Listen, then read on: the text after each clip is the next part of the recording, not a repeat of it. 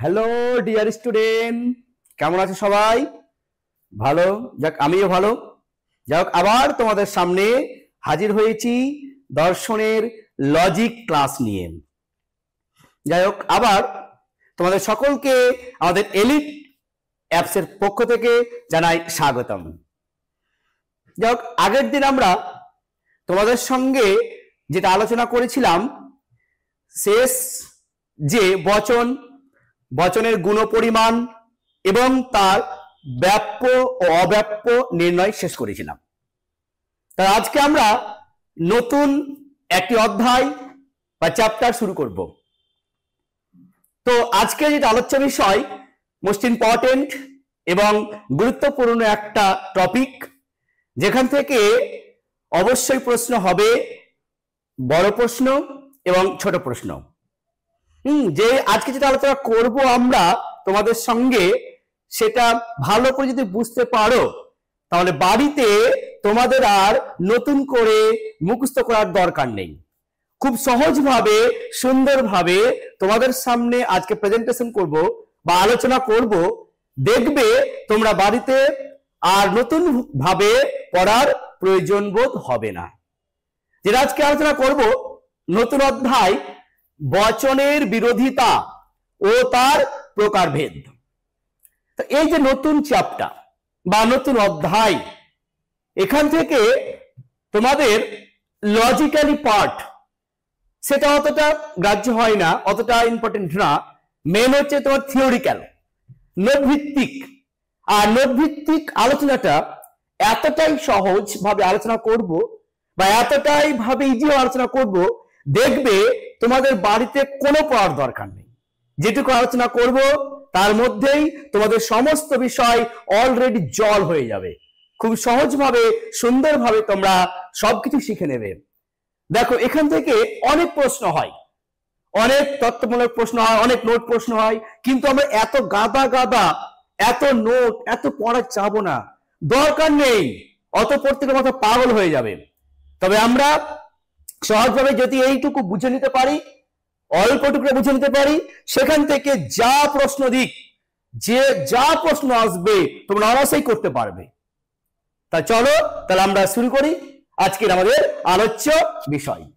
হেই, যদি তুমিও তোমার এক্সাম প্রিপারেশন অনেক সহজ করে তুলতে চাও, তাহলে ডেসক্রিপশন বক্সের লিংক থেকে এলিট অ্যাপটি ডাউনলোড করে নাও। সেখানে তুমি প্রতিটি টপিকের ভিডিও লেকচার, স্টাডি ম্যাটেরিয়ালস এবং নোটস, কোয়েশ্চেন অ্যান্সারের সলিউশন, অডিও বুকস এবং বোর্ডের যাবতীয় ইম্পর্টেন্ট আপডেট পেয়ে যাবে। তাই অ্যাপটি ডাউনলোড করতে ভুলো না। তো চলো আবার টপিকে ফিরে যাই। আজকে হচ্ছে বচনের বিরোধিতা ও তার প্রকারভেদ। তাহলে আমরা দেখব যে বচনের বিরোধিতা কি, বচনের বিরোধিতাকে কয় ভাগে ভাগ করা যায়, সেই প্রতিটা ভাগের মধ্যে একটার সঙ্গে আর একটা কি পার্থক্য রয়েছে। এই যে পার্থক্য, যে যতগুলো ভাগ আছে প্রতিটার সঙ্গে ডিফারেন্স আছে, প্রতিটার সঙ্গে পার্থক্য আছে। কি কি পার্থক্য, সেই বিষয়গুলো আমরা সমস্ত বিষয় আজকের ক্লাসের মাধ্যমে, আজকের আলোচনার মাধ্যমে আমরা সব জেনে যাব। চলো দেখো, তাহলে আমরা যেটা হচ্ছে বচনের বিরোধিতা। দেখো, বচনের বিরোধিতা বলতে কি জিনিস? তো এই জিনিসটা আমি আগে সংজ্ঞা আকারে না বলে আগে সাধারণ ভাবত যে বিরোধিতা কি জিনিসটা। বিরোধিতা কি একজনের সঙ্গে হয়? নিশ্চয় না। আমি আমার নিজের বিরোধিতা, সেটা অন্তর্নিহিত হয়ে গেল। তা একজনের সঙ্গে নিশ্চয় আর একজন, দুজনের সঙ্গে নিশ্চয় বিরোধ বা গন্ডগোল, কোন একটা বিষয়কে নিয়ে, কোন একটা শর্তকে নিয়ে। হ্যাঁ, কোন একটা শর্তকে নিয়েই আমাদের দুজনের মধ্যে একটা বিরোধ হয়। ঠিক সেরকম ভাবে এই বচনের বিরোধিতা, তার মানে বিরোধিতা নিশ্চয় একটা বচনের জন্য নয়, নিশ্চয় দুটি বা তিনটি, যাই হোক না কেন, মিনিমাম দুটি বচন। তাহলে দুটি বচনের মধ্যে নিশ্চয় তাহলে বিরোধ বাঁধে। তা কেন বিরোধ, কোন দিক থেকে বিরোধ? তার মানে নিশ্চয় আমাকে জানতে হবে শর্তগুলো কি আগে। তা কোন শর্তের জন্য আমরা বলতে পারবো বচনের বিরোধিতা, তাহলে সেটাই আমরা আলোচনা করব। আগে শর্ত জানবো, শর্ত জেনে আমরা বলবো ওই দুটি বচনের মধ্যে বিরোধ রয়েছে, গন্ডগোল রয়েছে। বুঝতে পেরেছো? তাহলে আমরা এর সংজ্ঞাটা আগে না বলে আমরা আগে জানবো শর্তটা কি, মানে কি শর্ত থাকলে বা কি বৈশিষ্ট্য থাকলে আমরা বলবো দুটি বচনের মধ্যে বিরোধিতা রয়েছে। ঠিক আছে, চলো আগে প্রথমে জেনে নেবে, একটা কথা বলে দিচ্ছি যে এই যে বচন বিরোধিতা যত আলোচনা করব প্রত্যেকেরই তিনটি বৈশিষ্ট্য সাধারণ দেখতে পাবে, কমন বলবো না, তিনটি বৈশিষ্ট্য থাকবেই।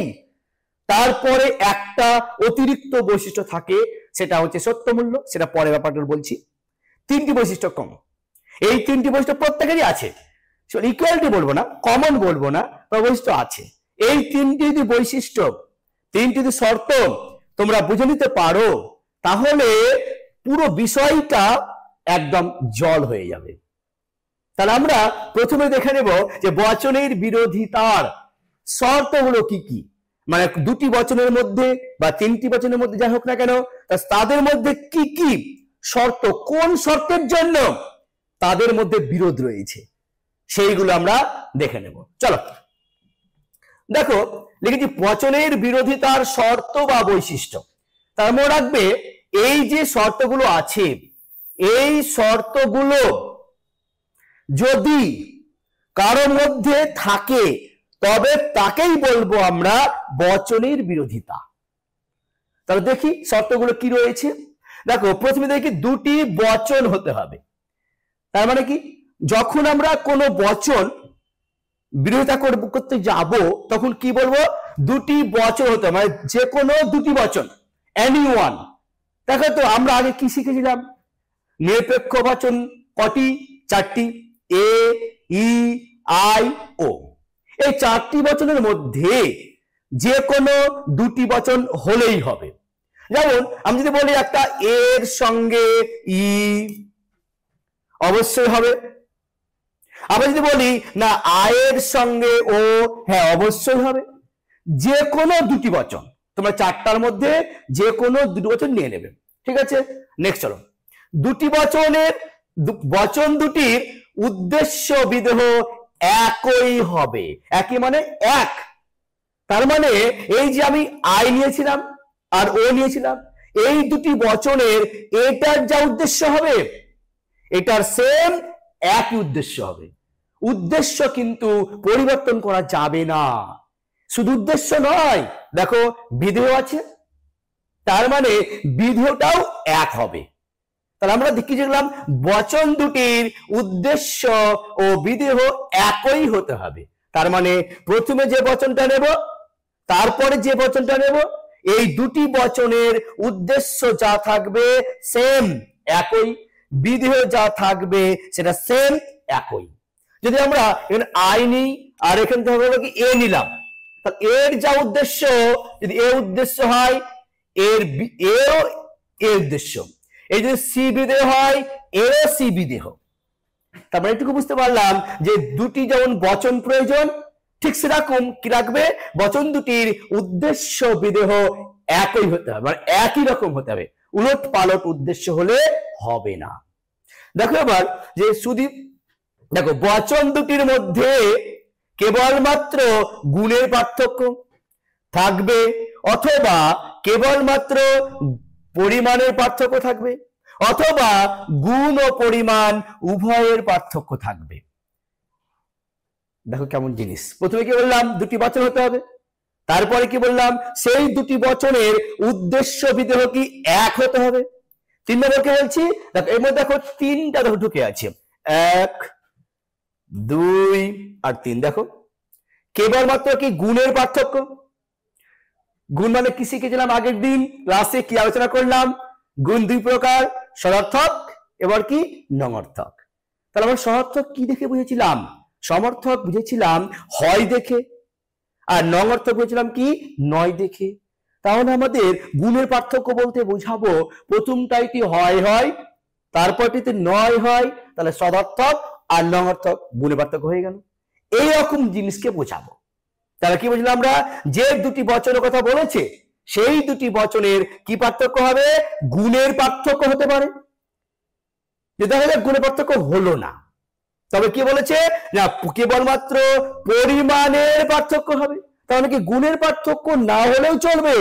যদি পরিমাণে পার্থক্য হয়ে যায় তাহলে গুণের পার্থক্য হলেও চলবে অথবা পরিমাণের পার্থক্য হলেও চলবে। দেখো তো এবার কি বলছে আরেকটা, গুণ ও পরিমাণ উভয়ের পার্থক্য হতে হবে।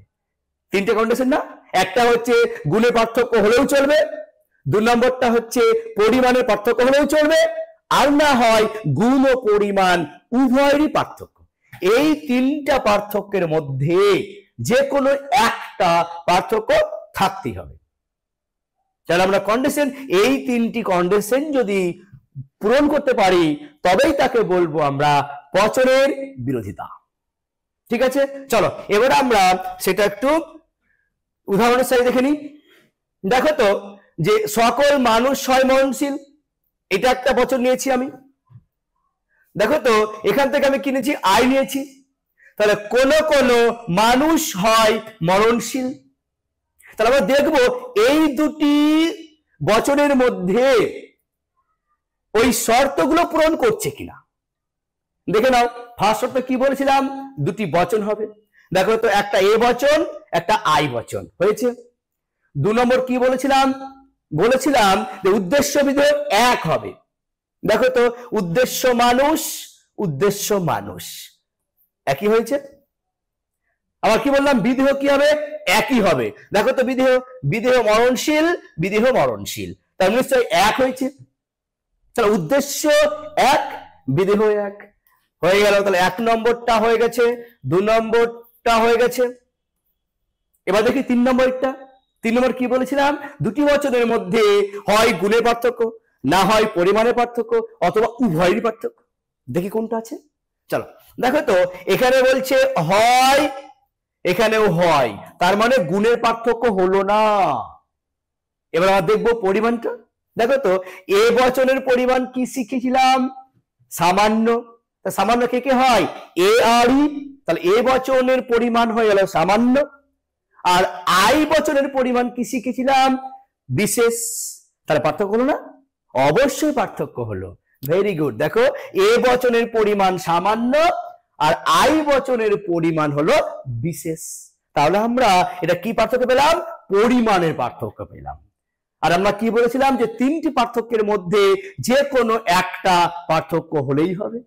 তাহলে আমরা বলতে পারছি না যে ওই তিনটি যে শর্ত ছিল সবগুলোই পূরণ করেছে। তাহলে এই দুটিকে বলবো আমরা বচনের বিরোধিতা। ঠিক আছে, চলো আমরা দেখি। কোন স্কুল নয় কলেজ, সকল স্কুল হয় কলেজ। দেখো তো দুটি বচন, ফার্স্ট শর্ত। তারপরে উদ্দেশ্য বিধেয় এক, দেখো এক রয়েছে। তারপরে বলেছিলাম তিনটি পার্থক্যের মধ্যে যে কোনো একটা হলেই হবে। দেখো তো এখানে নয় নর্থক, হয় সদর্থক। তাহলে কিসে পার্থক্য হলো, গুণের পার্থক্য। এবার দেখি পরিমাণটা, ই মানে সামান্য, এ মানেও সামান্য। তাহলে আমাদের পরিমাণে পার্থক্য নয়, তাহলে কি পার্থক্য রইল, গুণের। তাহলে আমরা বলতে পারি এই তিনটি শর্ত এইখানেও পূরণ করেছে। অতএব এই দুটোকে বলবো আমরা বচনের বিরোধিতা। বুঝতে পেরেছ? তাহলে বচনের বিরোধিতা কি জিনিস আমরা অনায়াসেই সহজভাবে বুঝতে পারলাম। এবার আমরা এইটুকু থেকে সংজ্ঞা টানবো যে তাহলে বচনের বিরোধিতা কাকে বলবো। যেটুকু আলোচনা করলাম ওটাই হচ্ছে সংজ্ঞা। দেখো তো যে বচনের বিরোধিতার সংজ্ঞাটা কি। দেখো 2 মার্কস যদি প্রশ্ন আসে এইভাবে তোমরা লিখবে। দেখো, একই উদ্দেশ্য ও বিধেয় বিশিষ্ট, বললাম না উদ্দেশ্য বিধেয় এক হবে, দুটি বচনের মধ্যে, তাই এটা কি ফার্স্ট শর্ত, এটা কি সেকেন্ড শর্ত। যদি কেবলমাত্র গুণের পার্থক্য থাকে অথবা কেবলমাত্র পরিমাণের পার্থক্য থাকে অথবা গুণ ও পরিমাণ উভয়ের পার্থক্য থাকে, তাহলে শর্ত তিনটি পড়লো। দেখো তিনটি শর্ত অলরেডি আমি একসঙ্গে যুক্ত করে দিয়েছি। তাহলে ওই বচন দুটির পারস্পরিক সম্পর্ককে বলা হয় বচনের বিরোধিতা। মানে এই দুটি বচনের পারস্পরিক সম্পর্ক রয়েছে, তাকে বলা হয় বচনের বিরোধিতা। বুঝতে পেরেছ? তার মানে আমরা এইটুকু বুঝতে পারলাম যে যদি দুটি বচন, এই দুটি বচনের মধ্যে উদ্দেশ্য বিরোধী এক হয়, বা গুণের পার্থক্য থাকে, অথবা পরিমাণের পার্থক্য, অথবা উভয়েরই পার্থক্য থাকে, তাহলে এই দুটি বচনের মধ্যে যে সম্পর্ক, যে পারস্পরিক সম্পর্ক রয়েছে, তাকেই বলবো আমরা বচনের বিরোধিতা। ঠিক আছে, তোমরা সবাই খাতা নোটস করে নাও বিষয়টা। তাহলে আমরা জানতে পারলাম যে বচনের বিরোধিতা কাকে বলে, আর জানতে পারলাম তার শর্ত বা বৈশিষ্ট্য এবং উদাহরণ। হ্যাঁ, একটা তো বলি, উদাহরণ তোমরা যে কোনো দিতে পারো, এনি ওয়ান। যদি আমরা এখানে ও দিই, ও দিয়ে যে কোনো কিছু করতে পারো। হ্যাঁ, এবং এখানে তুমি যা খুশি দেবে, এ দিলাম, এবার এ দেওয়ার পর তুমি এখানে যা উদ্দেশ্য দেবে সেম টু সেম উদ্দেশ্য এখানে দেবে, এখানে যা বিধেয় দেবে সেম বিধেয় এখানে দেবে। তাহলে আমরা এই দুটি বচনকে, আমরা বচন দুটির সম্পর্কে আমরা কি বলতে পারবো? বচনের বিরোধিতা। ক্লিয়ার? আশা করছি বুঝতে পেরেছো। যদি কারো কিছু প্রবলেম হয় একটু ব্যাক করে নিয়ে দেখে নিও। চলো, তাহলে আমরা এবার দেখবো যে বচনের বিরোধিতা কয় প্রকার, কি সেগুলো, কি জিনিসগুলোকে। চলো দেখো, আমরা দেখেছি বচনের বিরোধিতার প্রকারভেদ। দেখো, বচনের বিরোধিতা, এটা তো বলি যে বচনের বিরোধিতা মোট হচ্ছে 4 প্রকার। মোট কয় প্রকার? 4 প্রকার। এই 4 প্রকারের মধ্যে 3টি ভাগে ভাগ করা হয়, বা 3 দিক থেকে ভাগ করা হয়। কেমন দিক থেকে? যে এই যে লজিক গুলো করছি, যে দর্শন লজিক গুলো প্র্যাকটিস করছি এখন, মানে শিখছি এখন আমরা, এগুলোকে বলা হয় গতানুগতিক লজিক। এই লজিক গুলো দিক থেকে, বা গতানুগতিক দিক থেকে বচনের বিরোধিতা হচ্ছে 4 প্রকার।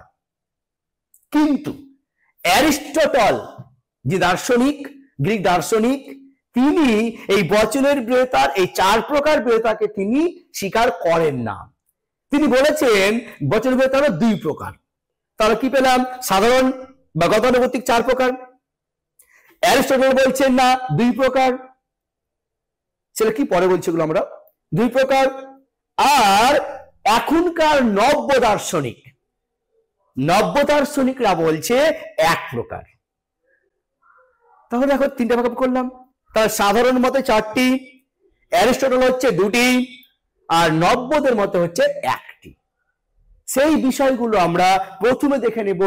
সাধারণ, গতানুগতিক, এদের মতে বচন বিরোধিতা কয় প্রকার, সেগুলো কি আমরা আলোচনা করে নেব।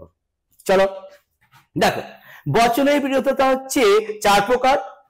সেটা প্রথম হচ্ছে বিপরীত বিরোধিতা। এর আরেকটা নাম আছে অতি বিষমতা। খুব বেশি ইম্পর্টেন্ট এই কথাটা মনে রাখবে।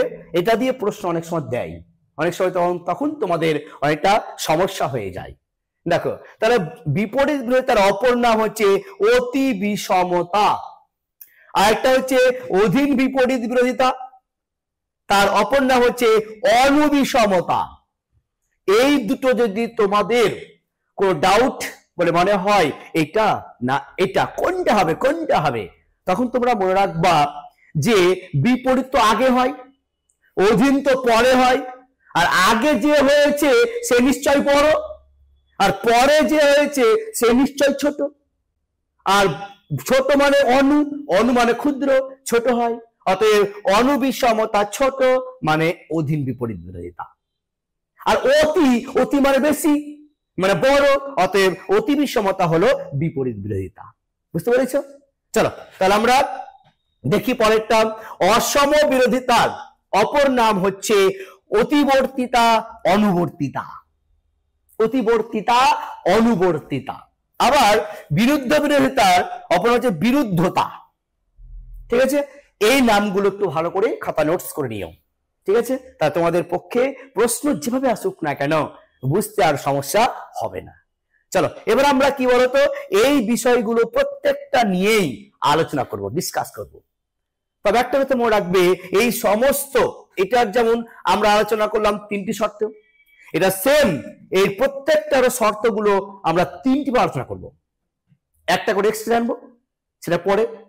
চলো তাহলে আমরা জেনে নেব যে বিপরীত বিরোধিতা কাকে বলে, তার শর্ত বা বৈশিষ্ট্য কি, তার উদাহরণটা কি। সেম একই রকম ভাবে অধীন বিপরীত বিরোধিতা, তার শর্ত, তার সংজ্ঞা, তার উদাহরণ। একই রকম ভাবে ওই অসম বিরোধিতা, তার সংজ্ঞা জানবো, তার শর্ত জানবো, তার উদাহরণ জানবো। একই রকম ভাবে বিরুদ্ধ বিরোধিতা, তার সংজ্ঞা জানবো, শর্ত জানবো, উদাহরণ জানবো। এইটুকু জেনে গেলে এখান থেকে প্রশ্ন একটা বলছি শিওর, আমি 100% লিখে দিচ্ছি, একটা প্রশ্ন আসবেই। হয় বলবে এদের মধ্যে পার্থক্য, না হয় বলবে এদের মধ্যে পার্থক্য, না হয় বলবে এর মধ্যে, যে কোনো এই চারটার মধ্যে যে কোনো একটা পার্থক্য আসবেই আসবে। দেখবে 100% লিখে দিচ্ছি আসবেই। আর এই প্রশ্নটা তোমাদের মুখস্থ করার কোনো প্রয়োজন নেই। দেখো আমি যেটি আলোচনা করে দিচ্ছি তোমরা শুধু শুনে নাও, খুব ইজি ভাবে তোমাদের সবকিছু জল হয়ে যাবে, কোন এক্সট্রা ভাবে কোনো বাড়িতে পড়ার প্রয়োজন নেই। আর একটা প্রশ্ন যেটা আসবে অনায়াসে তোমরা পরীক্ষাতে প্রেজেন্টেশন করতে পারবে খুব অনায়াসে এবং ফুল মার্কস পেয়ে যাবে। তাহলে চলো দেখে নিই আমরা কি আছে যার মধ্যে। দেখো তাহলে আমরা প্রথমে আলোচনা করব কি বিপরীত বিরোধিতা নিয়ে। তার আগে বিপরীত বিরোধিতা আলোচনা করার আগে যে গতানুগতিক যে দার্শনিকরা যে এই চারটা যে বিরোধিতা আছে ওই চারটা বিরোধিতাকে একটা ছকের সাথে দেখিয়েছেন।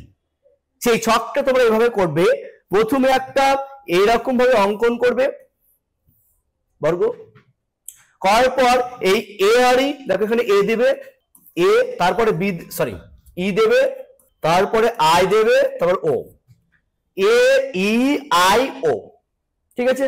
কোনাকুনি যোগ করবে, তারপরে কোনাকুনি যোগ করবে, ঠিক আছে। এবার ওপরে লিখবে বিপরীত বিরোধিতা, নিচে হচ্ছে অধীন বিপরীত বিরোধিতা। তারপরে ওই ক্রস গুলো দেখো দাগ দিয়েছি, কোনাকুনি টাচ করেছি, ওগুলো বিরুদ্ধ বিরোধিতা। আর দুই দিকে দুটো বর্ডার আছে, অসম বিরোধিতা, অসম বিরোধিতা। ব্যাস এই চারটি আমাদের এই ছকটা মনে রাখতে পারো, তাহলে মোটামুটি আমাদের এই অর্ধেকটাই এমনি জানা হয়ে যাবে, ঠিক আছে। দেখো তো ভালো করে মুখস্থ করে নাও, এ ই আই ও, এভাবে মুখস্থ করবে, এ ই আই ও চারটা। তবে বিপরীত অধীন বিপরীত, অসম অসম, বিরুদ্ধ বিরুদ্ধ, হয়ে গেল। তাহলে এখান থেকে বলো তো যে বিপরীত বিরোধিতা কোন দুটি বচনের মধ্যে হয়? দেখো তো এ আর ই না, এ আর ই এই দুটি হচ্ছে বিপরীত, আর এ আর আই ই আর ও কি অসম, আর হচ্ছে আই আর ও কি হবে অধীন বিপরীত, আর এর সঙ্গে ও এর আর ই এর সঙ্গে আয়ের কি হবে বিরুদ্ধ। তাহলে এখান থেকে আমরা অনার্সে বুঝতে পারছি না। যাই দিক না, যদি প্রশ্ন করা হয় কোন দুটি বচনের মধ্যে অধীন বিপরীত বিরোধিতার সম্বন্ধ হয়, দেখো তো মানে কি আই এবং ও, তো হয়ে গেল। যদি বলে বিপরীত বিরোধিতা কাদের কাদের মধ্যে হয়, দেখো তো এ এবং ই, দেখো বিপরীত। যদি বলে বিরুদ্ধ বিরোধিতা কাদের মধ্যে হয়, তাহলে কি বলবো আমরা, বিরুদ্ধ মানে কই, এই তো বিরুদ্ধ বিরুদ্ধ, তাহলে এর সঙ্গে ও একটা হলো, আর একটা হচ্ছে এর সঙ্গে আই, হয়ে গেল। এইভাবে আমরা চারটি বিরোধিতাকে আমরা ছকের সাহায্যে দেখে নিলাম। এবার আমরা প্রত্যেকটা একটা একটা করে আলোচনা করে নেব। দেখো প্রথমে কি হচ্ছে যে বিপরীত বিরোধিতা। বিপরীত বিরোধিতা তার সংজ্ঞা দিয়েছি, সংজ্ঞা থেকে আমরা আলোচনা করব বৈশিষ্ট্য, তারপর বৈশিষ্ট্য উদাহরণ দিয়ে আলোচনা করব। চলো দেখে নি। দেখো একই উদ্দেশ্য ও বিধেয় বিশিষ্ট যদি দুটি সামান্য বচনের মধ্যে, আর বলি একই উদ্দেশ্য বিধেয় বিশিষ্ট দুটি সামান্য বচনের মধ্যে যদি শুধুমাত্র গুণের পার্থক্য থাকে তাহলে বচন দুটির পারস্পরিক সম্পর্ককে বলা হয় বিপরীত বিরোধিতা। তাহলে আমরা কি জানলাম, একসঙ্গে বিষয় জানলাম। এবারে আমরা ভেঙে ভেঙে দেখব বিষয়টার মধ্যে কি আছে। শুধু মুখস্থ করলেই সব জিনিস হয় না, বুঝতে হবে। চলো দেখো একই উদ্দেশ্য ও বিধেয় বিশিষ্ট, এটা একটা মনে রাখবে। আর একটা হচ্ছে দুটি সামান্য বচনের মধ্যে, হ্যাঁ এই সামান্যটাকে মনে রাখবে। দুটি কি সামান্য বচনের মধ্যে, সামান্যকে কি বললাম এ আর ই, আর বিশেষকে গুড আই আর ও। আমরা আগে শিখেছিলাম সামান্য বচন হচ্ছে এ আর ই বচন, এ আর ই বচন হচ্ছে সামান্য, আর আই আর ও হচ্ছে বিশেষ। বিশেষ। তাহলে এ আর ই সামান্য, আয় আর হচ্ছে বিশেষ, এটা আমরা জেনেছিলাম, যেখানে এখানে অবশ্য কাজে লাগবে। দেখো একই উদ্দেশ্য বিধেয় বিশিষ্ট দুটি সামান্য বচনের মধ্যে যদি কেবলমাত্র গুণের পার্থক্য থাকে তাহলে বচন দুটির পারস্পরিক সম্পর্কে বিপরীত বিরোধিতা বলে। তাহলে এখান থেকে দেখো তো যে আমরা তিনটা জিনিস দেখতে পাচ্ছি কিনা। উদ্দেশ্য বিধেয় এক হবে, দুটি সামান্য বচন হবে, তার মানে এ আর ই কে নিতে হবে, অন্যকে আমরা পাবো না। সামান্য পড়েছি যে, তার মানে কি আয় পাবো না, ও পাবো না, মানে পাবো না আমরা, তাহলে সামান্য বচনকে নিতে হবে। তাহলে আমরা হয় এ নি, এ থাকলে ই করতে পারি, হয় ই নি, ই থাকলে এ করতে পারি, তা যে কোনো সামান্য নিতে পাবো আমরা। এই জন্য বলেছে দুটি সামান্য বচনের মধ্যে যদি কি পার্থক্য, গুণের পার্থক্য থাকে, তাহলে হয় থাকলে নয়, নয় থাকলে হয়। গুণ পার্থক্য, পরিমাণে কোনো পার্থক্য হবে না, বুঝতে পেরেছ? তাহলে আমরা এইটুকুটা সংজ্ঞা খুব অনায়াসেই জেনে গেলাম। এবার দেখো তো ওই আগের সংজ্ঞা থেকে দেখো যে সংজ্ঞাটা ছিল আগে, দেখো তো যে এই দেখো সেম না, এক উদ্দেশ্য বিশিষ্ট দুটি, এখানে কি ছিল, সামান্য অ্যাড হলো, বাস দেখো কেবলমাত্র গুণের পার্থক্য থাকে, এইটুকুটা আমাদের সব বাদ না। সুতরাং যে কোনো তিনটা হলেই তো হবে নাকি, তিনটার মধ্যে একটা হলেই হবে। এই জন্য আমরা কি লাগালাম, কেবলমাত্র গুণের পার্থক্য, বাস, আমি আর লাগাবো না পরিমাণের পার্থক্য না, শুধু কি গুণের পার্থক্য। এই জন্য এইটুকুটার মধ্যে একটু জাস্ট আলাদা, সেটা হচ্ছে গুণের পার্থক্য। তাহলে এখান থেকে আমরা যেটা মুখস্থ করতে পারলাম, উদ্দেশ্য বিধেয় এক হবে, সেই দুটি বচন কি হবে, সামান্য হবে, তার মধ্যে কেবল কি পার্থক্য হবে, গুণের পার্থক্য হবে। তাহলে তাদের মধ্যে আমরা বলবো বচনের বিরোধিতা, কি বিরোধিতা, বিপরীত বিরোধিতা। এবার দেখো তো এখান থেকে আমরা কিন্তু শর্ত অলরেডি পেয়ে যাব। দেখো যদি সংজ্ঞাটা মুখস্থ করতে পারো তাহলে তোমাদের আর শর্ত পড়ার দরকার হবে না। দেখো দেখো শর্ত দেখো, দুটি বচনই সামান্য হবে, বললাম সামান্য হয়েছে, কি হবে, দুটি যে বচন হবে সেই দুটি বচন কি হবে, সামান্য হবে, যে দুটি বচন হোক না কেন। যদি আমরা এখানে এ ধরি আর সামান্যকে ই, অবশ্যই ই হবে। যদি আমরা প্রথমে ই কে ধরি, এর সঙ্গে আর সামান্য বাকি কে, অবশ্যই এ, অবশ্যই এ হবে। এই সামান্য ছাড়া কখনোই বিপরীত বিরোধিতা হবে না, ফার্স্ট শর্ত।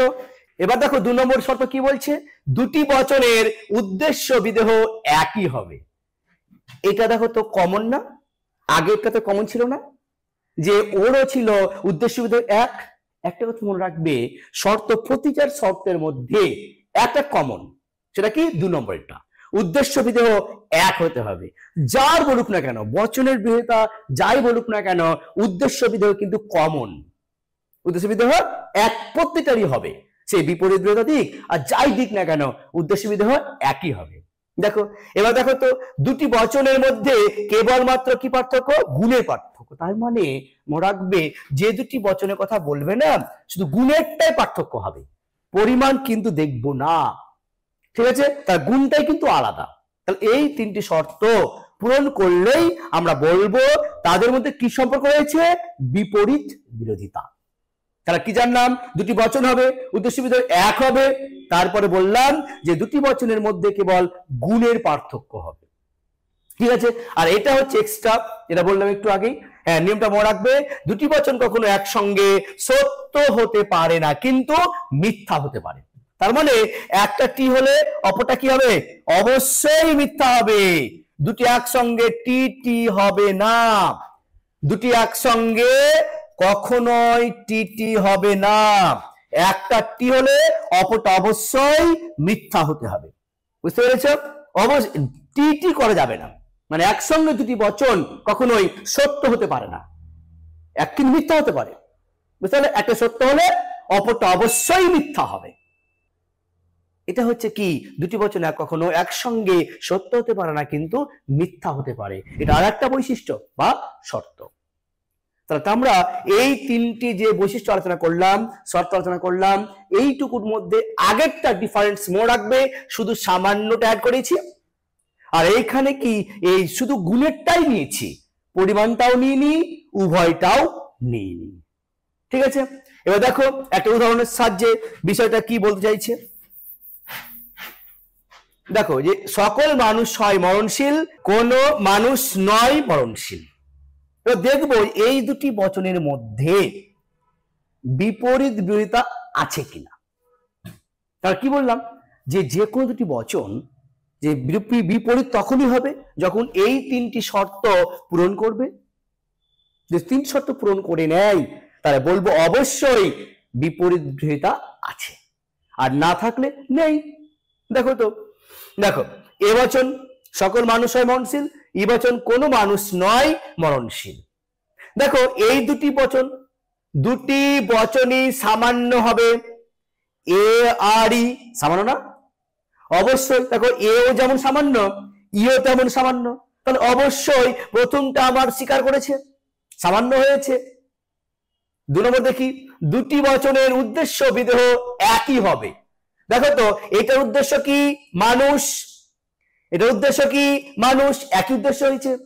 আবার দেখো এর বিদেহ কি? মরণশীল। এর বিদেহ কি? মরণশীল, একই হয়েছে। তাহলে আমাদের দুটি বচনের উদ্দেশ্য বিদেহ একই, অবশ্যই একই হয়েছে, তাহলে এটাকে আমরা স্বীকার করেছে। এবার দেখি যে দুটি বচনের মধ্যে কেবলমাত্র গুণের পার্থক্য থাকবে, মানে গুণটা আলাদা হবে, মানে হয় আর নয়, নয় আর হয়, এইরকম হবে। দেখো তো এর কি? এ বচনের হয় মানে সঅর্থক, আবার ই বচনের নয় মানে নঙর্থক। তাহলে গুণের পার্থক্য হয়েছে না? দেখো গুণের পার্থক্য হয়েছে না? হ্যাঁ, অবশ্যই গুণের পার্থক্য হয়েছে। তাহলে দেখো তো পরিমাণ, দেখো তো এও যেমন সামান্য, ইও যেমন সামান্য, তাহলে পরিমাণের পার্থক্য নয়। তাহলে শুধুমাত্র কি বলছিলাম? কেবলমাত্র বলেছি অনলি ওয়ান, অনলি গুণের পার্থক্য। তাহলে কেবলমাত্র গুণের পার্থক্য হতে হবে, পরিমাণের পার্থক্য হলে হবে না। দেখো তো তাই হয়েছে এখানে।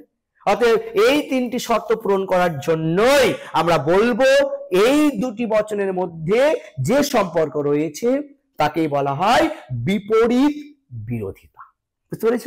এই হচ্ছে বিপরীত বিরোধিতা কাকে বলে, তার শর্ত, তার উদাহরণ। এবার যাই আমরা পরেরটা, সেটা হচ্ছে অধীন বিপরীত বিরোধিতা। দেখো বিপরীতটাকেই তোমরা স্মরণ করো, সেম, সামান্য একটু ডিফারেন্স, সামান্য একটু ডিফারেন্স। দেখবে আমি বলছি দেখো, তা একদম বিপরীত মুখস্থ করে নাও, অধীনটা আর মুখস্থ করতে হবে না, একটা শব্দকে কপি পেস্ট করলে হয়ে যায়। দেখো যেটা ওই আগে দেখো বলছি, হ্যাঁ, একই উদ্দেশ্য ও বিধেয় বিশিষ্ট দুটি বিশেষ বচনের মধ্যে যদি শুধুমাত্র গুণের পার্থক্য থাকে তাহলে বচন দুটির পারস্পরিক সম্পর্ককে অধীন বিপরীত বিরোধিতা বলে। এবার বিপরীত দিকে তাকাও তো, দেখো তো সেম, পার্থক্য কোথায়? বিশেষ, তাই না? ওইখানে কি ছিল? বিপরীতে ছিল সামান্য, আর অধীনে কি হয়ে গেল? বিশেষ। এটাই ডিফারেন্স, আর পার্থক্য নেই। দেখো সেম, দেখো সেম, দেখো আছে না? সেম টু সেম, আর পুরো সামান্য, আর ওইখানে কি আছে? বিশেষ আছে। তাহলে বিপরীত মুখস্থ হওয়া মানে অধীন বিপরীত মুখস্থ হয়ে যাওয়া, খুব সহজ জিনিস, তাই না? তাই একই রকম সংজ্ঞা মুখস্থ করবো, তাহলে কি পরীক্ষাতে কি বলতো আর ভুল হওয়ার সম্ভাবনা থাকবে না। দেখো তাহলে কি পড়বো আমরা, যে একই উদ্দেশ্য বিধেয় বিশিষ্ট দুটি বিশেষ বচনের মধ্যে যদি শুধুমাত্র গুণের পার্থক্য থাকে তাহলে বচন দুটির পারস্পরিক সম্পর্ককে বলবো আমরা কি? অধীন বিপরীত বিরোধিতা। তার আগেরটা ছিল আমাদের সামান্য, সামান্য ছিল বলেই হয়ে গেছিল বিপরীত, এবার বিশেষ আছে বলেই হয়ে গেল অধীন বিপরীত। আচ্ছা বলতো বিশেষ বিশেষ এতক্ষণ ধরে বলছি, কোন দুটি বচন বিশেষ? একটু আগে বললাম, গুড, আই এবং ও। তার মানে একটু বুঝতে পারলাম অধীনটা হবে আই এবং ও বচনের মধ্যে। হ্যাঁ চলো দেখে নিই একবার আমরা। দেখো তাহলে এই যে আগের আমরা সংজ্ঞা, সেখান থেকে তার বৈশিষ্ট্য আনবো। দেখো তো যে দুটি বচনে কি হবে? বিশেষ বচন পেয়েছিলাম,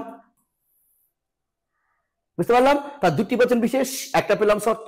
তার সংজ্ঞা থেকে শর্ত আসবে আমার, সংজ্ঞা থেকেই বৈশিষ্ট্য আসবে আমার। ঠিক আছে, দেখো 1 নম্বর হলো। 2 নম্বর দেখো তো দুটি বচনের উদ্দেশ্য বিধেয় একই হবে, আর এটা কিন্তু সেম, এটা প্রত্যেক বিধেয়তারই একই শর্ত। ঠিক আছে, চলো এবার দেখি দুটি বচনের মধ্যে কেবলমাত্র গুণের পার্থক্য থাকবে। দেখো তো গুণের পার্থক্য আছে, শুধুমাত্র গুণের পার্থক্য থাকবে। তাহলে কি তিনটা বৈশিষ্ট্য পেলাম, উদ্দেশ্য বিধেয় এক, দুটি বচন বিশেষ হবে, আর একটা যে কেবল গুণে পার্থক্য থাকবে। তিনটা জিনিস মনে রাখবা, উদ্দেশ্য বিধেয় এক, দুটি বিশেষ বচন, আর আচ্ছা কি গুণের পার্থক্য। এই তিনটা যার মধ্যে থাকবে তাকে কি বলবো আমরা, অধীন বিপরীত বিরোধিতা। দেখো শর্তটা, তাহলে এই তিনটি শর্ত, এছাড়াও একটা এক্সট্রা, আগেটা কি বলেছিলাম আমরা, বিপরীতের দুটি বচন একসঙ্গে সত্য হবে না, কিন্তু কি হয়, মিথ্যা হবে, আর এটা অপোজিট। তাই কি বলো, কি বলবো, হ্যাঁ অবশ্যই দুটি বচন একসঙ্গে মিথ্যা হবে না, কিন্তু কি হবে, সত্য হবে। তো আগেরটা যেমন বলেছিলাম যে টি যেমন সত্য সত্য হবে না, এখানে বলবো আমরা একই সঙ্গে মিথ্যা মিথ্যা হবে না। তাহলে বলবো আমরা দুটি বচন কখনো একসঙ্গে মিথ্যা হতে পারে না, কিন্তু কি হতে পারে, সত্য হতে পারে।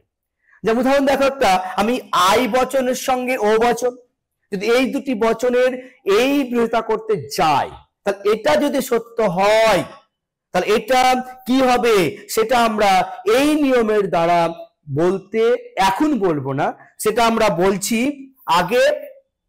মিথ্যাটা যদি আই আর ও এটা যদি মিথ্যা হয়, তা কি বলেছে, একসঙ্গে কি হবে না, মিথ্যা হতে পারে না। তার মানে এটা কি মিথ্যা হবে না, এটা হবে অবশ্যই সত্য। এই যে একসঙ্গে মিথ্যা হলো না, এটাই হচ্ছে নিয়ম কার, অধীন বিপরীত বিরোধিতা।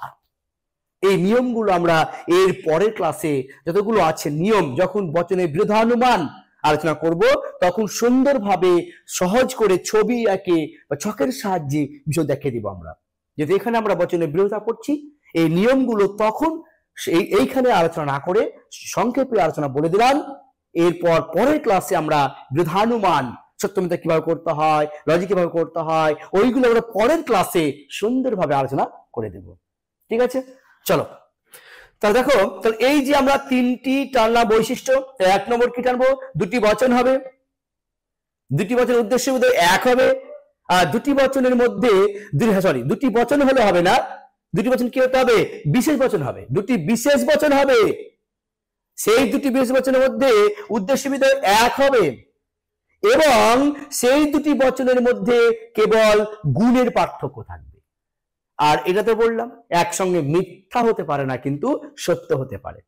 চলো এই চারটি বৈশিষ্ট্য আমরা দেখতে পেলাম অধীন বিপরীত বিরোধিতা।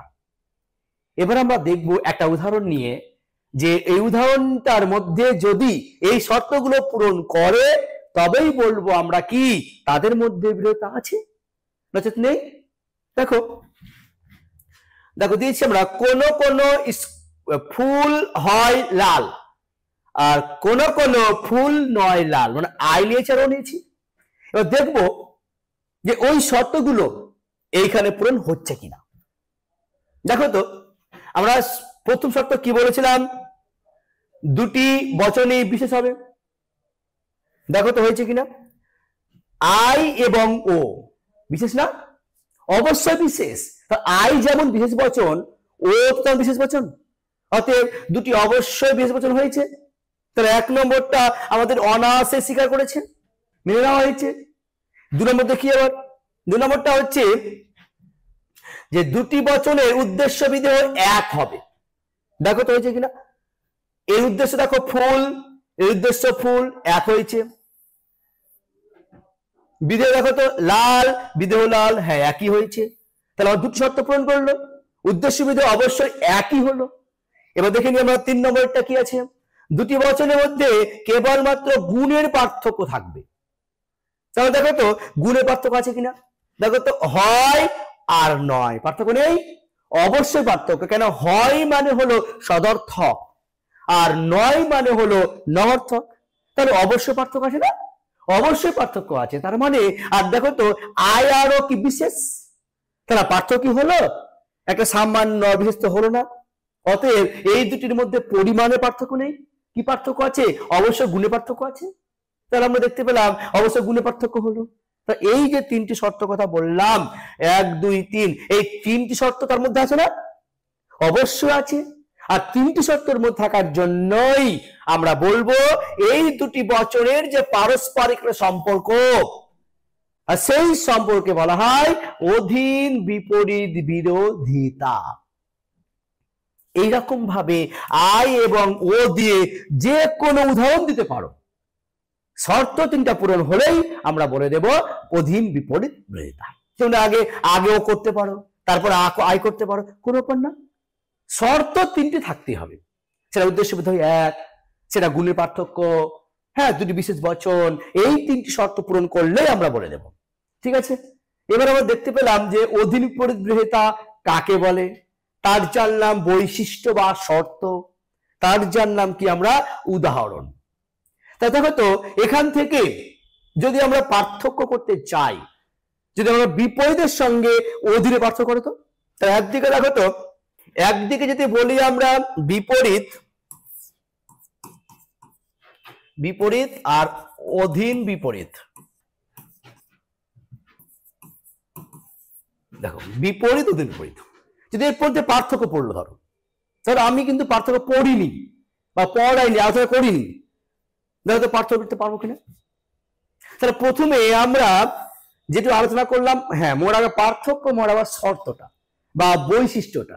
তাহলে বৈশিষ্ট্যটা ভালোভাবে পেলেই, এই দুটি বৈশিষ্ট্য আছে, সেই দুটি বৈশিষ্ট্যকে লাগিয়ে দিলেই হয়ে যায় পার্থক্য। দেখো তো প্রথমে আমি যেটা বলেছিলাম, প্রথম ফার্স্ট শর্ত বিপরীত যাও, দেখো বিপরীতের শর্ত দুটি কি হবে? দুটি বচনের সামান্য বচন। তাহলে আমরা বলতে পারছি না দুটি, এখানে কি লিখতে পারি? বিপরীত হচ্ছে দুটি বচনে কি হবে? সামান্য বচন হবে। এখানে কি বললাম? দুটি বচনই বিশেষ বচন হবে। পার্থক্য হলো একটা। তাহলে একদিকে দুটি বচনই সামান্য বচন, দুটি বচনই বিশেষ বচন, পার্থক্য হয়ে গেল। 2 নম্বর দেখো তো, যে বিপরীত বিরোধিতা হয় এ এবং ই বচনের মধ্যে, এ এবং ই বচনের মধ্যে, বা ই এবং এ বচনের মধ্যে, যাই হোক না কেন, এ আর ই আর ই আর একই ব্যাপার। তাহলে এই দুটি বচনের মধ্যে হয় আমাদের বিপরীত বিরোধিতা। আর অধীন কার বললাম? আয়ের সঙ্গে ও বা ও এর সঙ্গে আই, পার্থক্য হলো একটা। পেলাম কি আমরা? দুটি বচনে বিশেষ, সামান্য, এটা কি বলো? বিশেষ। অর্থাৎ পেলাম দুটি বচনে সামান্য, দুটি বচনে বিশেষ। এরা হচ্ছে এর সঙ্গে ই এর বিপরীত বিরোধিতা, আর আয়ের সঙ্গে ও হচ্ছে অধীন বিপরীত বিরোধিতা। আর দেখি 3 নম্বর কি বললাম? যে বিপরীত বিরোধিতার ক্ষেত্রে দুটি বচন একসঙ্গে সত্য হতে পারে না, কিন্তু মিথ্যা হতে পারে। আর এটা হচ্ছে কি? দুটি বচন একসঙ্গে মিথ্যা হতে পারে না, কিন্তু সত্য হতে পারে। অপোজিটটা পার্থক্য করতে হলো। আর এর মধ্যে পার্থক্য তোমাদের 3 মার্কসের 100% পরীক্ষায় আসবে। 3 মার্কসের প্রশ্ন আসবেই, 100% বলছি, প্রশ্ন পার্থক্য দেবেই দেবে। তা 3 নম্বরের জন্য 3টা পার্থক্য। এবার যদি মনে করো না, আমি একটা পড়াবো 4 নম্বর সংজ্ঞা দিয়ে দেবে, তাহলে এই বিপরীতের সংজ্ঞাটা, অধীন বিপরীতের সংজ্ঞাটা, ব্যাস পার্থক্য হয়ে গেল। বুঝতে পেরেছো? তারা কি কঠিন হলো? দেখো শর্ত পড়লেই আমাদের কি পার্থক্য আছে বুঝতে পারছি। তাহলে আমরা বুঝতে পারলাম। চলো আবার রিভাইজ দিয়েছি যে বিপরীত বিরোধিতার ক্ষেত্রে দুটি বচনে সামান্য বচন হবে, আর অধীন বিরোধিতার ক্ষেত্রে দুটি বচনে কি বিশেষ বচন হবে।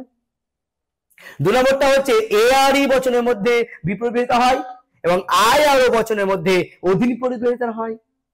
বিপরীত বিরোধিতার ক্ষেত্রে দুটি বচন একসঙ্গে সত্য হতে পারে না, কিন্তু মিথ্যা হতে পারে। অপোজিটটা অধীন বিরোধিতার ক্ষেত্রে দুটি বচন একসঙ্গে মিথ্যা হতে পারে না, কিন্তু সত্য হতে পারে। আবার এই বিপরীত বিরোধিতার সংজ্ঞাটা বলে দেব, আর অধীন বিরোধিতার সংজ্ঞাটাও বলে দেব। আগে আমরা আলোচনা করে নিলাম। এই 4টা পয়েন্ট লিখতে পারলেই হয়ে গেল 3 মার্কসের প্রশ্ন, পরীক্ষা দেবেই। ঠিক আছে? তাহলে তো পার্থক্য পড়তে হলো নতুন ভাবে না, নতুন ভাবে পড়ার দরকার নেই, অলরেডি ওখান থেকে আমরা বসিয়ে দিলাম। যদি আরেকটা দেবো, তা দিবা যে বিপরীত তার উদাহরণ হলো এ দিয়ে দিলাম সকল কিছু একটা দেবা, সকল মানুষের মনসি দিয়ে দিলাম, আবার ই দিলে কোনো মানুষ নয় মনসি হয়ে গেল।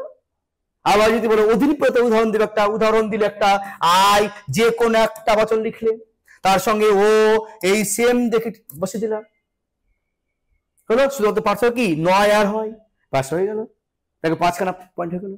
এই হচ্ছে এদের মধ্যে পার্থক্য। তোমরা সবাই লিখে নিও খাতায়। চলো খাতা লিখে নিও।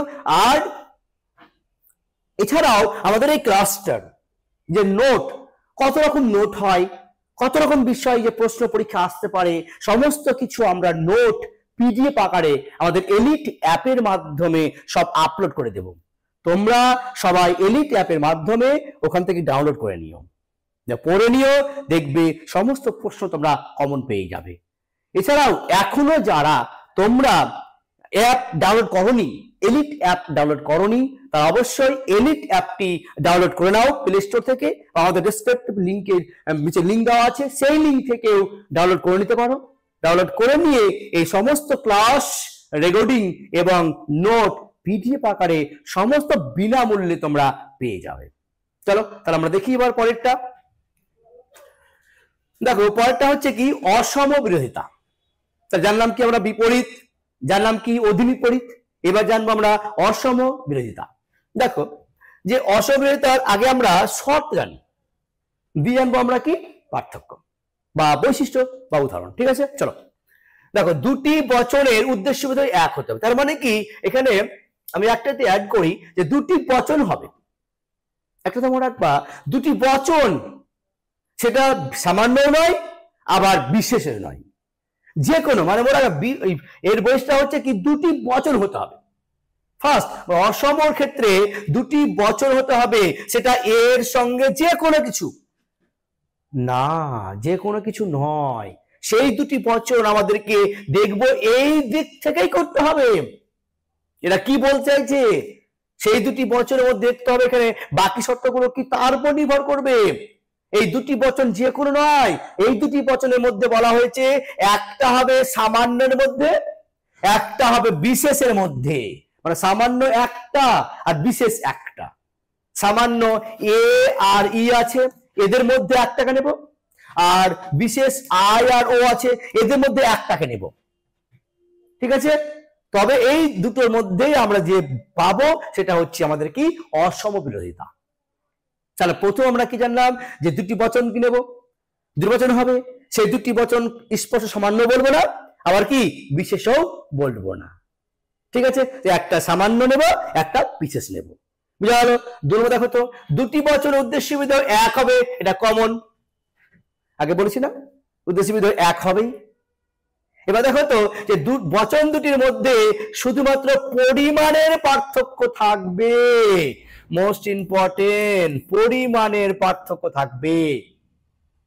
এতক্ষণ কি জানলাম গুণের পার্থক্য, এবার কি এলাম পরিমাণের পার্থক্য। তার মানে তোমরা দেখো তো এবার যদি পরিমাণটা আলাদা হয়, গুণ কিন্তু আলাদা নয়, গুণ একই, গুণ একই, শুধু কি পার্থক্য পরিমাণের পার্থক্য। তাহলে তোমরা বলো তো যে এ আর ই থেকে যে কোনো একটা নাও, তোমরা বলো কি বলো এ লিখলাম, সেখানে আমরা অবশ্যই এ লিখলাম, একটা নিলাম, এখান থেকে একটা বানিতে হবে, এখান থেকে একটা বানিতে নিশ্চয় নিতে হবে। তাহলে কেমন এখান থেকে আমরা এমন একটাকে নেব যেন গুণ আলাদা না হয়, পরিমাণটা আলাদা হবে।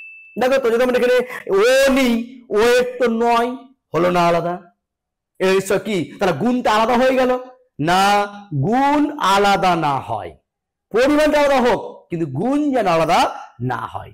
দেখো তো ও নিতে পারবো না, ও এর নাম অর্থক, তাহলে আমরা আই নেবা, আই নিলাম, দেখো এরও যেমন গুণ সর্থক এরও গুণ সর্থক, ভেরি গুড। তাহলে এ এবং আয়ের মধ্যে আমরা পেলাম এটা, বুঝতে পারলাম এটা। দেখো এবার কি বলছে বচন দুটির গুণ একই হবে, তারপরে কি এরও গুণ যেমন এক এরও গুণ যেমন এক, বুঝতে পেরেছো। তাহলে গুণ দুটোর আমরা কি একই পাবো, কিন্তু কি পার্থক্য হবে পরিমাণের পার্থক্য হবে। তাহলে বুঝতে পারলাম এটা। এই যে এইটুকু থেকে আমাদের একটা সংজ্ঞা আনতে পারি না, যে দুটি বচনের মধ্যে যদি উদ্দেশ্য বিধেয় এক হয়, তাদের মধ্যে যদি পরিমাণের পার্থক্য থাকে কিন্তু গুণের পার্থক্য থাকবে না, তাকে কি বলা হয়? অসম। দেখো এবার সংজ্ঞাটা দেখো, যে একই উদ্দেশ্য বিধেয় বিশিষ্ট দুটি বচনের মধ্যে, দেখো বচনের মধ্যে এইখানে কিন্তু সামান্য বা বিশেষ লাগাতে যাবে না, সামান্য বললেই হয়ে যাবে বিপরীত, আর বিশেষ লাগালে হয়ে গেল অধীন বিপরীত। এইখানে কিছু লাগাবো না আমরা, কিছু বলবো না আমরা, শুধু বলবো দুটি বচনের মধ্যে। বুঝা গেল? এবার যদি শুধুমাত্র পরিমাণের পার্থক্য, শুধুমাত্র পরিমাণ, আগেটা কি ছিল? গুণের ছিল, এবার হয়ে গেল কি? পরিমাণের পার্থক্য। এইটুকু খুব ভাইটা মনে রাখবে। হ্যাঁ, দুটি বচন আর এখানে কিছু পরিমাণের পার্থক্য থাকে, তাহলে বচন দুটির পারস্পরিক সম্পর্কে বলা হয় অসম বিরোধিতা। বুঝা গেল? তাহলে আমরা দেখতে পেলাম যে এখান থেকে উদ্দেশ্য বিধেয় এক হবে, দুটি বচন হবে, সেই দুটি বচনের মধ্যে পরিমাণের পার্থক্য হবে, তাকে কি বলবো আমরা? অসম বিরোধিতা। হয়ে গেল ক্লিয়ার? এবার দেখি আমরা একটা উদাহরণের সাহায্যে বিষয়টা। ধরো আমরা এখানে একটা যে কোনো কিছু নিয়ে একটা, ধরো আমি এ নিলাম, তাহলে সকল আম হয় মিষ্টি। এবার দেখো তো এখান থেকে আমি এমন একটা বচন নেব কেন গুণ আলাদা করতে পারবো না। দেখো তো, তাহলে আমি এ থেকে একটা বিশেষ নাও, তাহলে আমরা আই নিলাম, তাহলে আই মানে কোন আম হয় মিষ্টি। দেখো এই দুটি বচনের মধ্যে দেখবো যে অসমবিরোধিতার শর্তগুলো প্রয়োগ হচ্ছে কিনা। দেখো তো কি বলছিলাম, প্রথম দুটি বচন হবে, এ আর আই দুটি বচন হয়েছে, কখনোই এরা দুটো কখনো সামান্য নয়, আবার কখনো দুটো বিশেষ নয়। বুঝা গেল? দেখো তো তবে কি বললাম, যে বচন দুটির মধ্যে শুধুমাত্র পরিমাণের পার্থক্য হবে। দেখো তো গুণের পার্থক্য হয়েছে? গুণের পার্থক্য তো হয়নি, গুণ তো একই, পার্থক্য হয়নি। তাহলে কি এ যেমন আই যেমন, এদের মধ্যে পরিমাণটা আলাদা না, এর পরিমাণটা সামান্য না, এর পরিমাণটা কি বিশেষ না, তাহলে সামান্য এর পরিমাণ হলো সামান্য আর আয়ের পরিমাণ হলো বিশেষ। তাই এই দুটি মধ্যে কি পার্থক্য আছে? পরিমাণে পার্থক্য আছে। পেলাম? আর একটা দেখবো আমরা যে উদ্দেশ্য বিধেয় এক হয়েছে কিনা। দেখো এর উদ্দেশ্য আম, এর উদ্দেশ্য আম একই, এর মিষ্টি, এরও মিষ্টি একই। তাহলে আমরা তিনটি বৈশিষ্ট্য অলরেডি পেয়ে গেলাম। দেখো দুটি বচন উদ্দেশ্য বিধেয় এক হবে, সেটা এক হয়েছে। তারপর দেখো দুটি বচনের মধ্যে শুধুমাত্র পরিমাণের পার্থক্য হবে, হ্যাঁ হয়েছে। আবার দেখো তো দুটি বচনের মধ্যে গুণ একই হবে, দেখো গুণ একই হয়েছে, আর দুটি বচন অবশ্য হয়েছে। তাহলে আমরা বলতে পারছি না এই দুটি বচনের সম্পর্ক, তাই কি বলা হবে? অসম বিরোধিতা। অবশ্য অসম বিরোধিতা। ঠিক আছে, চলো, তো এই হচ্ছে অসম বিরোধিতার আমাদের সংজ্ঞা উদাহরণ। এবার যাবো আমরা লাস্ট বিরোধিতা, সেটা বিরুদ্ধ বিরোধিতা। তা জানলাম কি আমরা বিপরীত, জানলাম কি অধীন বিপরীত, জানলাম কি আমরা অসম, জানলাম কি আমরা বিরুদ্ধ। ঠিক আছে, এবার আমরা দেখব যে বিরুদ্ধ বিরোধিতার সংজ্ঞা কি। দেখো তো একই উদ্দেশ্য বিধেয় বিশিষ্ট দুটি বচনের মধ্যে, তাহলে উদ্দেশ্য দেখো তো এইটুকুটা একই না, আর দুটি বচনের মধ্যে দুটি বচন বিশেষও নয় সামান্য নয়, কার মতো? অসমর মতো। ঠিক আছে, দেখো অসমত যদি গুণ ও পরিমাণ উভয়ের পার্থক্য থাকে, দেখো মোস্ট ইম্পর্টেন্ট আছে না, উভয়ের পার্থক্য, তার মানে গুণেরও পার্থক্য হবে এবং কি পার্থক্য হবে? পরিমাণেরও পার্থক্য হবে। তাহলে এই যেরকম মাথায় মনে রাখবে। তাহলে প্রথমে বলতো বিপরীত থেকে বলতো, বিপরীত শুধু গুণে পার্থক্য, অধীন বিপরীত গুণে পার্থক্য, অসম পেলাম একটু আগেই পরিমাণে পার্থক্য, আর বিরুদ্ধটা বলছে কি উভয়ের পার্থক্য। ঠিক আছে, তাহলে এই যে উভয়ের পার্থক্য, তবেই তাদের মধ্যে যে পারস্পরিক সম্বন্ধ আছে, রিলেশন আছে, তাকে বলবো আমরা কি বিরুদ্ধ বিরোধিতা। তাহলে এখান থেকে দেখো তো শর্তগুলো হবে না, এটা একটা শর্ত, এটা একটা শর্ত, এটা একটা শর্ত। দেখো তো এবার দিয়েছি, দেখে নাও কি স্পষ্ট ভাবে, দুটি বচন হবে, কোথাও সামান্য বলিনি, কোথাও বিশেষ বলিনি। হ্যাঁ মনে রাখবে এই দুটি যে বচন হবে না, এই দুটি বচন কিন্তু একটাকে নেব সামান্যের মধ্যে থেকে, একটাকে নিব আমরা বিশেষের মধ্যে থেকে, ঠিক আছে? একটাকে নেব সামান্য, একটা নেব বিশেষ, ঠিক আছে? তাহলে সামান্যের মধ্যে কে কে আছে? এ আর ই, আর বিশেষ কে আছে? আই আর ও। এই হয়ে গেল, যে কোনো একটা, এর মধ্যে একটা নেব, এর মধ্যে একটা নেব, তবে আমরা বলে দেব কি বিরুদ্ধ বিরোধিতা। দেখো তো এবার দুটি বচনের উদ্দেশ্য বিদেহ একই হবে, তার মানে যেটা প্রথমের উদ্দেশ্য যা থাকবে সেম উদ্দেশ্য তারটা হবে। দুটি বচন যা হলো, এর সঙ্গে যদি বলি আমরা ও, এর উদ্দেশ্য যা সেম উদ্দেশ্য, এর যা বিদেহ সেম বিদেহ, এটাকে বলা হয় উদ্দেশ্য বিদেহ এক হবে, যেটা আমরা অলরেডি আমরা আগে আলোচনা করেছি। দেখো 3 নম্বরটা কি বলছে? দুটি বচনের মধ্যে গুণ ও পরিমাণ উভয়ের পার্থক্য থাকবে। তার মানে গুণের যেমন পার্থক্য হবে, পরিমাণেরও পার্থক্য হবে, ঠিক আছে? দেখো তো কিভাবে বলছি এটা আমরা। যদি দেখা গেল একটা এর সঙ্গে একটা অনুনি, আমরা ই নিলাম, ই এর সঙ্গে আই নিলাম, দেখো ই এর কি হয় 9, আয়ের কি হয় হয়, পার্থক্য হলো। আবার দেখো তো এবার কি গুণের পার্থক্য দেখালাম, দেখো তো এবার পরিমাণের পার্থক্য দেখি তো আছে কিনা। দেখো তো ই বচনের সামান্য না, আর আই বচন বিশেষ না, তার মানে একটা সামান্য একটা বিশেষ, তার যে পরিমাণের পার্থক্য হয়ে গেল। এই দিক থেকে বলবো আমরা গুণের যেমন পার্থক্য হলো, পরিমাণের পার্থক্য হলো, অতএব এই দুটি বচন কি বিরুদ্ধ, ঠিক আছে? তাহলে এই যে 3টি শর্ত যদি পূরণ করে, যে দুটি বচনের মধ্যে এই 3টি শর্ত পূরণ করবে, সেই দুটি বচনের সম্বন্ধ হয়ে যাবে আমাদের বিরুদ্ধ বিরোধিতা, ঠিক আছে? চলো এবার দেখি একটা এক্সাম্পল নিয়ে দেখি বিষয়টা কি বলতে চাইছে। একটা ধরো, একটা আমি নেই উদাহরণ নিলাম, বিরুদ্ধ করছি, আমি এ নিলাম, এ সকল মানুষ হয় জ্ঞানী নিলাম।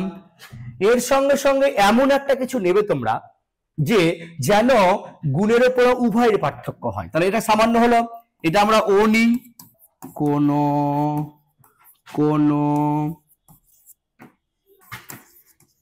ব্যাস। দেখো তারপরে দেখবো এই দুটি বচনের মধ্যে যে এই 3টি শর্ত পূরণ করছে কিনা। যদি করে তাহলে বলবো এদের বচনের মধ্যে সম্পর্ক রয়েছে কি বিরুদ্ধ বিরোধিতা।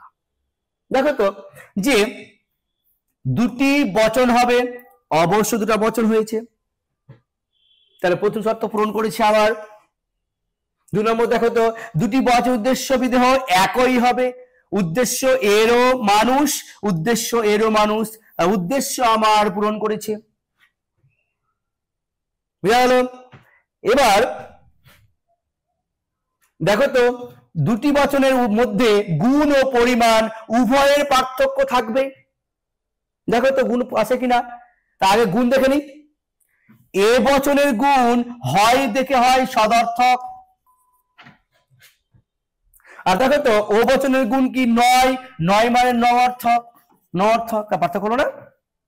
হয় আর 9 অবশ্যই পার্থক্য হয়ে গেল, আলাদা হয়ে গেল, তাহলে গুণের পার্থক্য হলো আমাদের। এবার দেখি পরিমাণ দেখে আছে কিনা। দেখো তো এ বচনের পরিমাণ কি সামান্য, আর ও বচনের পরিমাণ কি বিশেষ, বুঝতে পারলাম? তাহলে পার্থক্য আলাদা হলো না? অবশ্যই পার্থক্য আলাদা হলো। তার মানে দেখতে পেলাম আমরা পরিমাণটা আলাদা হচ্ছে, গুণটা আলাদা হচ্ছে, উদ্দেশ্য বিদেহ একই হচ্ছে, আবার দুটি বচনও হচ্ছে। তাহলে এই 3টি শর্ত অবশ্যই এই দুটি বচনের মধ্যে আছে, তাই এই দুটি বচনের সম্বন্ধকে বলবো আমরা বিরুদ্ধ বিরোধিতা, ঠিক আছে? এইরকম ভাবে দেখবে, তাহলে আমরা এই 3টি বৈশিষ্ট্যকে আমরা অন্তর্ভুক্ত করতে পারলাম। এবার এটা কি হচ্ছে একটা এক্সট্রা সততার নিয়ম, সেটা হচ্ছে দুটি বচন একই সঙ্গে সত্য বা মিথ্যা কখনো হতে পারে না। মানে কি বলছে, একসঙ্গে দুটি বচন সত্যও হবে না, আবার কি মিথ্যাও হবে না। একটা সত্য হলে অপরটা অবশ্যই মিথ্যা হবে, আর একটা মিথ্যা হলে অপরটা অবশ্যই সত্য হবে। এইরকম নিয়ম, সেটা হচ্ছে কার বিরুদ্ধ বিরোধিতা। তাহলে দেখো এবার সারসংক্ষেপ বিষয়টা, যেটা সারসংক্ষেপ বিষয়টা কিভাবে পেলাম। দেখো তাহলে বচনের ভিতরে 4 প্রকার, বিপরীত, অধীন বিপরীত, অসম, বিরুদ্ধ, 4 প্রকার সংক্ষেপে বিষয় দেখে নিই একবার। তাহলে প্রথমে হচ্ছে যে সামান্য, তারপরে পেলাম গুণের পার্থক্য, তারপরে পেলাম একসঙ্গে সত্য হবে না, একই সঙ্গে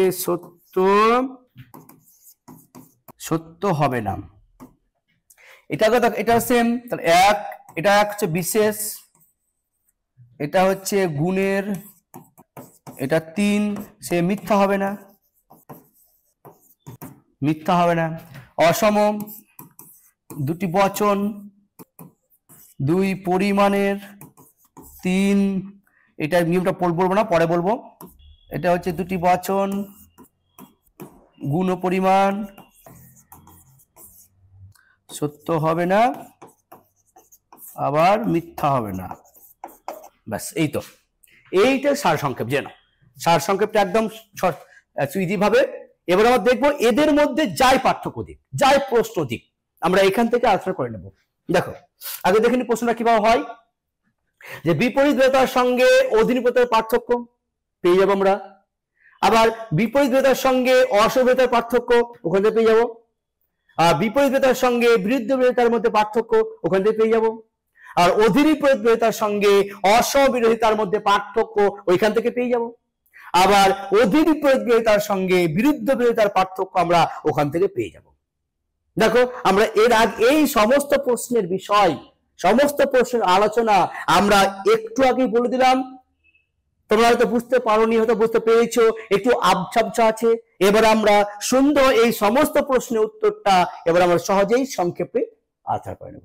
দেখে নাও। দেখো যদি এর মধ্যে পার্থক্য পরীক্ষায় দেয়, তাহলে একটু আগে আলোচনা করলাম 5টা পার্থক্য বললাম একটু আগেই। দেখো সামান্য বচন, বিশেষ বচন পার্থক্য হয়ে গেল, গুণের পার্থক্য, এটা বলার দরকার নেই। উদ্দেশ্য বিধেয়, দেখো একসঙ্গে সত্য হতে পারে না, একসঙ্গে মিথ্যা হতে পারে, পার্থক্য হলো। আবার এটা হচ্ছে কি হয়, এ আর ই এর মধ্যে হয়, এটা হচ্ছে আই আর ও এর মধ্যে হয়, পার্থক্য হলো। এটা একটা উদাহরণ দেব, সংজ্ঞা দেব, বাস অনেকগুলো হয়ে গেল। তাহলে মেন যেটা মনে রাখবে সেটা সামান্য বচন হবে আর হচ্ছে বিশেষ বচন হবে, আর একসঙ্গে সত্য হতে পারে না, একসঙ্গে মিথ্যা হতে পারে না, এই দুটো মনে রাখবে আগে। হয়ে গেল। বাকি তুমি চাই দাও, সংজ্ঞা দাও, উদাহরণ দাও, এ আর ই, আই আর ও, পার্থক্য হয়ে গেল। একটু বললাম। এবার দেখি আমরা যদি প্রশ্ন বলে এর সঙ্গে পার্থক্য, এর সঙ্গে পার্থক্যটাই তো, তাহলে বিপরীতের সঙ্গে কি টানবো আমরা, অসম। তা ফার্স্ট দেখো তো কি, বিপরীতে দুটি সামান্য বচন হয়, আর অসম ক্ষেত্রে হয় দুটি বচন হয়। সামান্য বলবো না, ওইখানে সামান্য বলবো, এইখানে কিন্তু সামান্য বলবো না, পার্থক্য হয়ে গেল। দেখো তো বিপরীতের নিয়মটা কি ছিল, নিয়মটা বলবো না, সেটাও। এটা হচ্ছে বিপরীতের ক্ষেত্রে কি হয়, এ আর ই বচনের মধ্যে হয় বিপরীত বিরোধিতা, আর এটা কি হবে, এর সঙ্গে আই, এটা একটা হতে পারে, আর না হলে হয় ই এর সঙ্গে ও, এই দুটোর মধ্যে হয় অসম, আর এ আর ই হয় বিপরীত, পার্থক্য হয়ে গেল।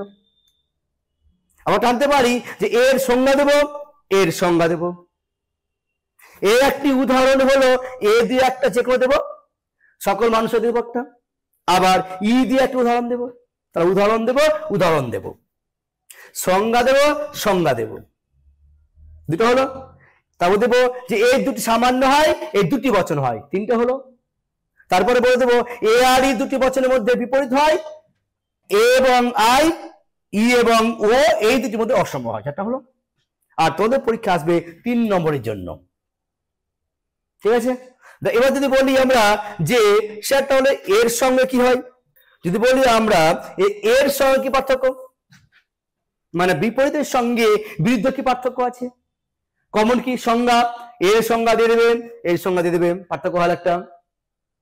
এর উদাহরণ দেবে, এটা কি হয়, এর সঙ্গে হয় ও আর ই এর সঙ্গে হয় আই, মনে রাখবে, যেটা আমরা সব প্রথমে পেয়েছিলাম ছকের সাহায্যে। তা তোমরা দিতে পারো যে বিপরীত বিরোধিতা হয় দুটি সামান্য বচনের মধ্যে, আর বিরুদ্ধ বিরোধিতা হয় দুটি বচনের মধ্যে। সামান্য বলবো না, এটি সামান্য বললাম, সামান্যটা বলবো না, হলো। তারপর দেখো তো যে কি ছিল, দুটি বচন একসঙ্গে সত্য হতে পারে না কিন্তু মিথ্যা হতে পারে। এখানে কি বলবো, দুটি বচন একসঙ্গে যেমন সত্য হতে পারে না আবার মিথ্যা হতে পারে না। ঠিক আছে, তা পার্থক্য হলো না। এবার যদি বলি এ বিপরীত বিরোধিতা হয় এ এবং ই বচনের মধ্যে, আর বিরুদ্ধ বিরোধিতা হয় এ এবং ও, ই এবং আই এই দুটি বচনের মধ্যে। পার্থক্য হলো। এর একটা উদাহরণ দিয়ে দেবো, এ দিয়ে ই দিয়ে উদাহরণ দেবো, আর এ দিয়ে আই এ দিয়ে ও দিয়ে উদাহরণ দেবো। পার্থক্য হয়ে গেল। হবে না পার্থক্য? অনায়াসে পার্থক্য আমরা বলতে পারবো। এবার যদি বলি আমরা যে, এবার যদি বলি যে এটা হলো এটার সঙ্গে পার্থক্য, এটা মানে অধীনের সঙ্গে পার্থক্য যে বিরুদ্ধ, হবে না? এর সংজ্ঞা দেব, সংজ্ঞা দেব, বুঝতে পারলাম। তারপর বলি এর হচ্ছে কি একটা, যে দুটি কি হবে বিশেষ বচন, মানে অধীন পরিহিতা হয় দুটি বিশেষ বচনের মধ্যে, আর বিরুদ্ধ বিরোধিতা হবে কি বলবো আমরা, যে দুটি বচনের মধ্যে, বিশেষ বলবো না। তাই এটি হয় দুটি বিশেষ বচন, এটা হয় দুটি বচন, পার্থক্য একটা হলো। তাহলে এটা কি হয়, যে অধীন বিরোধিতা কি বললাম, যে দুটি বচন একসঙ্গে মিথ্যা হতে পারে না কিন্তু কি হয় সত্য হতে পারে। এটা হচ্ছে কি বলবো আমরা, দুটি বচন একসঙ্গে সত্য হতে পারে না আবার মিথ্যা হতেও পারে না। পার্থক্য হলো। এর এটা দেবো যে আই এবং ও বচনের মধ্যে হয় অধীন বিরোধিতা, আবার এ এবং ও আর ই এবং আই এই দুটির মধ্যে হয় বিরুদ্ধ বিরোধিতা। বুঝা গেল? তাহলে পার্থক্য হলো। এবার এটার সংজ্ঞা দেব, এটার সংজ্ঞা দেব, এর একটা উদাহরণ দেব, এর একটা উদাহরণ দেব, পাঁচটা পার্থক্য হয়ে গেল। যাই দিক না কেন তোমরা যা এখান থেকে যা পার্থক্য দেবে তোমরা শর্ত থেকেই বা বৈশিষ্ট্য থেকেই সমস্ত পার্থক্য করে নেবে। আর এই পার্থক্য কিন্তু এদের মধ্যে যে পার্থক্য, এর মধ্যে দিক, এর মধ্যে দিক বা এর মধ্যে দিক, যাই দিক, এর সঙ্গে এর দিক, যাই প্রশ্ন দিক না কেন তোমরা সুন্দরভাবে শর্তগুলোকে ভালো করে পড়ে নেবে, ভালো করে মুখস্থ করে নেবে, দেখে নেবে, কোনো সমস্যা হবে না। যাই পার্থক্য দিক ঘুরিয়ে পড়িয়ে, সংজ্ঞা সংজ্ঞা, উদাহরণ উদাহরণ কমন। তারপরে সামান্য না বিশেষ না কি দেখবে, হ্যাঁ একটা তোমরা ছকটাকে ভালো করে মুখস্থ করবে, যে কে কি বিষয়টা আছে, ছকটাকে যে যে পার্থক্য আছে না সেই ছকটাকে মেন মনে রাখবে। ছকটা কি বলছে, কে কার সঙ্গে, এর সঙ্গে ই বিপরীত, আয়ের সঙ্গে ও অধীন বিপরীত, এইভাবে কে কার সঙ্গে বচনের বিরোধিতা পার্থক্য আছে, এই ছকটাকে তোমরা আগে রপ্ত করো, দেখবে কোনো সমস্যা হবে না। ঠিক আছে। আর আজকের যে আলোচ্য বিষয়, এই যে সমস্ত নোট, এই যতগুলো প্রশ্ন হয় এখান থেকে সমস্ত প্রশ্ন, যেমন বিরোধিতা কাকে বলে, বিরোধিতা কয় প্রকার ও কি কি আলোচনা করো, হ্যাঁ, বিপরীত বিরোধিতা কাকে বলে তার বৈশিষ্ট্য আলোচনা করো, অধীন বিরোধিতা কাকে বলে তার বৈশিষ্ট্য আলোচনা করো, বিরুদ্ধ বিরোধিতা কাকে বলে তার বৈশিষ্ট্য আলোচনা করো, অসমবিরোধিতা কাকে বলে তার বৈশিষ্ট্য আলোচনা করো, প্রত্যেকের সঙ্গে এতগুলো পার্থক্য, সমস্ত প্রশ্নের আলোচনা অলরেডি আমরা করে দিলাম। ঠিক আছে। তো এই হচ্ছে আমাদের আলোচনা। এই সমস্ত আলোচনা তোমরা সব পিডিএফ আকারে, সমস্ত নোটগুলো পিডিএফ আকারে তোমরা পেয়ে যাবে এলিট অ্যাপের মাধ্যমে। সেই এলিট অ্যাপ থেকে তোমরা ডাউনলোড করে নিও, যেটা পেয়ে যাবে প্লে স্টোর থেকে, অথবা আমাদের ক্লাসের নিচে ডেসক্রিপটিভ লিংক দেওয়া আছে সেই লিংক থেকেও অ্যাপটা ডাউনলোড করে নেবে। সেখান থেকে নোটগুলো পিডিএফ আকারে সব পেয়ে যাবে। দেখবে তোমাদের সমস্ত প্রশ্ন পরীক্ষায় স্কুলে গিয়ে সব কমন পড়ে গেছে এবং নাম্বার তোমরা ফুল মার্কস পেয়ে যাবে। খুব ইজিলি জিনিস, খুব সহজভাবে বিষয়টা আলোচনা করে দেওয়া হবে, নোটগুলো খুব সহজ সুন্দরভাবে উপস্থাপন করে দেওয়া হয়েছে। ঠিক আছে, দেখো বিষয়টা তাহলে আজকে যে আলোচনা করলাম, এর পরের দিন আমরা আলোচনা করব যে বিরোধানুমান কিভাবে ধর্মান হয়, কয় প্রকার, সত্যমূল্য কিভাবে নির্ণয় করতে হয়, সত্যমূল্য কেন অ্যারিস্টটল দুটি শেয়ার করেছে, কেন নব্য একটা শেয়ার করেছে, সমস্ত বিষয়টা এই চ্যাপ্টার সমস্ত বিষয় এর পরের ক্লাসে আমরা আলোচনা করে দেব। ঠিক আছে, তাহলে আজকে এইটুকুটাই রইল। ভালো থেকো, সুস্থ থেকো। এই ধরনের এডুকেশনাল ভিডিও আরও দেখতে চ্যানেলটিকে সাবস্ক্রাইব করে এলিট পরিবারের মেম্বার হয়ে যাও। Thank you so much and always remember, knowledge worth sharing.